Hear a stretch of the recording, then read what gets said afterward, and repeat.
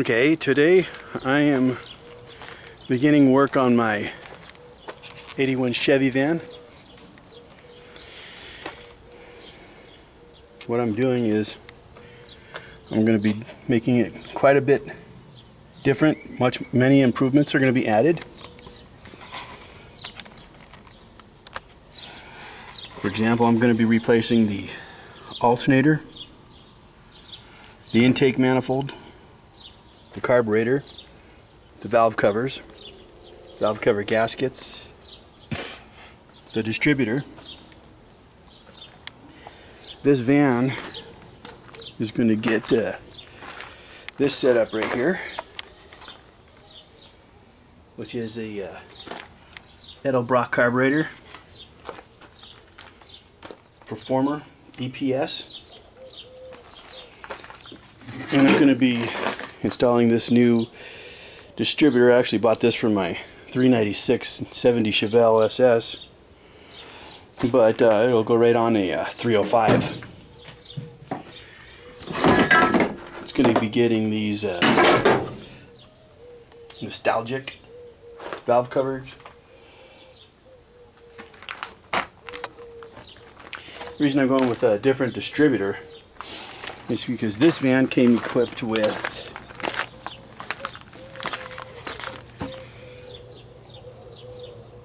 electronic spark control.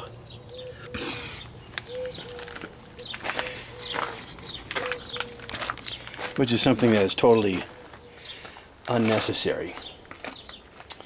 Along with the distributor, I bought a new distributor drive shaft, which is a vastly improved over the factory drive shaft.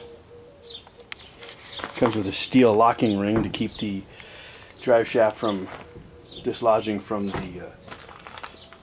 the gear drive there, because if it came undone from the gear drive, you would lose oil pressure. Going with the new HEI distributor cap and rotor. I've already deleted the smog equipment, well, most of it. And I plugged up the ports with these Allen head plugs. Those are 1/4 inch national pipe thread, which allowed me to eliminate the railing smog system. These tubes here, actually you can't have one on each side.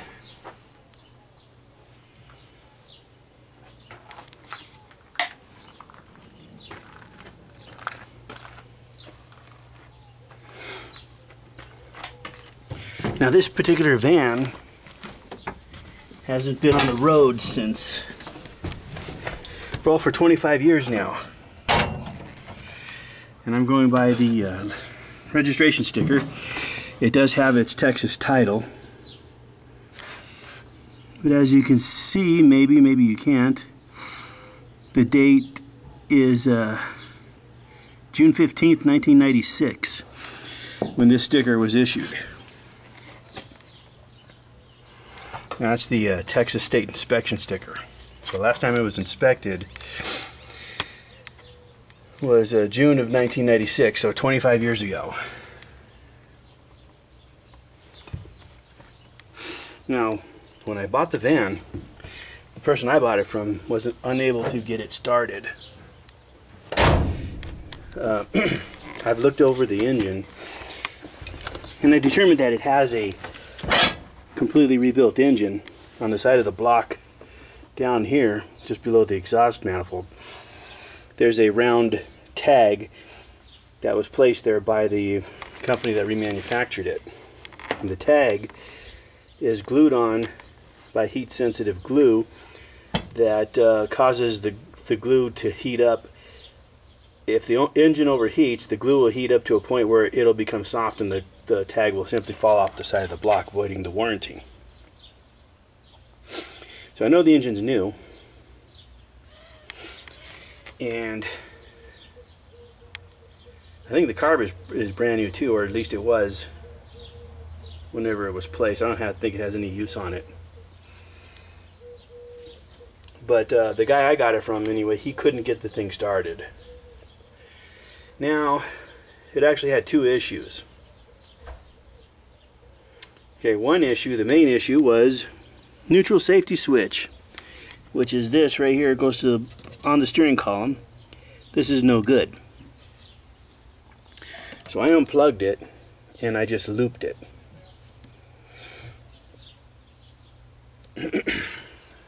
Then I looked at the distributor, because it still wasn't starting even after looping the. I had no spark. I got it to crank, but I had no spark. So neutral safety switch I figured was the issue with the no spark, but after looping it like that, it still didn't want to start. So I looked over the distributor trying to figure out if it was the coil, what the problem was. Then I noticed that it had no battery power supply. This wire was actually tucked underneath there like that. But then I looked and I saw it's not there. Nothing there, so started looking for it and I found this down there, pulled it out and stuck it in and turned the key and she fired right up. Unfortunately, I need both hands to start this thing because, well, maybe I'll give it a try. Got the fasten seatbelt light.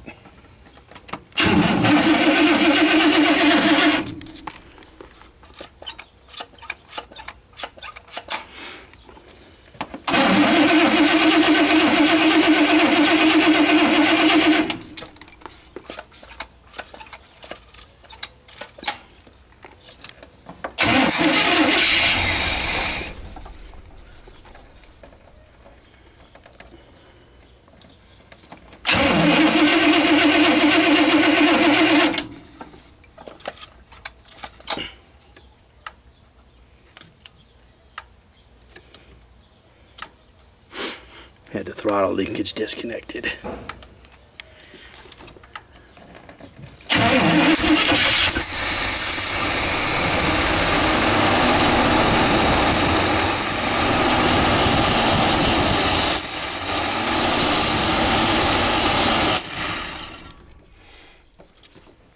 I didn't have much gas in it because the fuel line is not in that little gas tank. But it does run, doesn't make any noise, and most importantly, it does not smoke whatsoever. It does have a slight mist to it. Don't know what that's about, if it's plugs or the wires or whatever the deal is, but the little backfire, I believe it's because of the mist. I believe it's because of this setup here. If your distributor has this, then you have electronic spark control.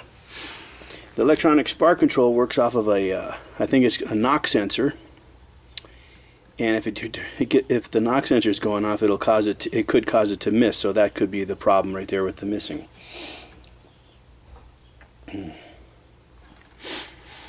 So this is what the before looks like. Now what I'm also going to do is I'm going to eliminate this. This is for the power brake booster vacuum, and I'm going to use the front port on that Edelbrock carburetor. So I won't be needing this at all to clean that up. I'm going to be eliminating the EGR valve. Don't need that.